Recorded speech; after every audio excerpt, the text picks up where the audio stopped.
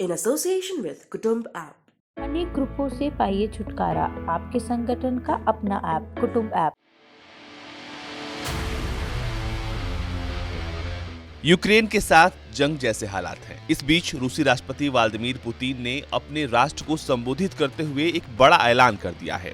रूसी राष्ट्रपति Vladimir Putin ने यूक्रेन के विद्रोहियों के कब्जे वाले 2 प्रांतों को स्वतंत्र देश के तौर पर मान्यता देने का फैसला कर दिया और इस पर साइन भी कर दिया है।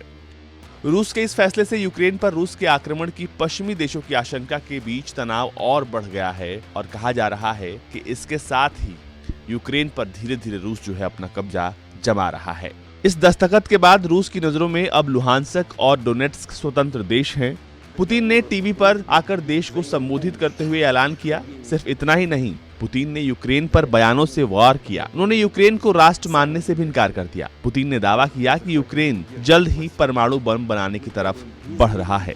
राष्ट्रपति व्लादिमीर पुतिन ने अपने संबोधन में कहा कि वो जल्द ही पूर्वी यूक्रेन के 2 अलग अलग क्षेत्रों की स्वतंत्रता को मान्यता देगा। पुतिन ने कहा कि रूस स्वघोषित गणराज्य डोनेत्स्क और लुंग्स्क को अलग देश के रूप में मान्यता देगा।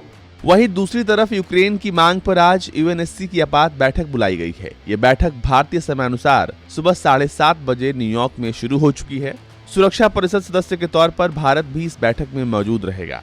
इस समय सुरक्षा परिषद की अध्यक्षता रूस कर रहा है। वहीं रूस ने इस बैठक को ओपन डिबेट रखने के अमेरिकी आग्रह को भी स्वीकार कर लिया है।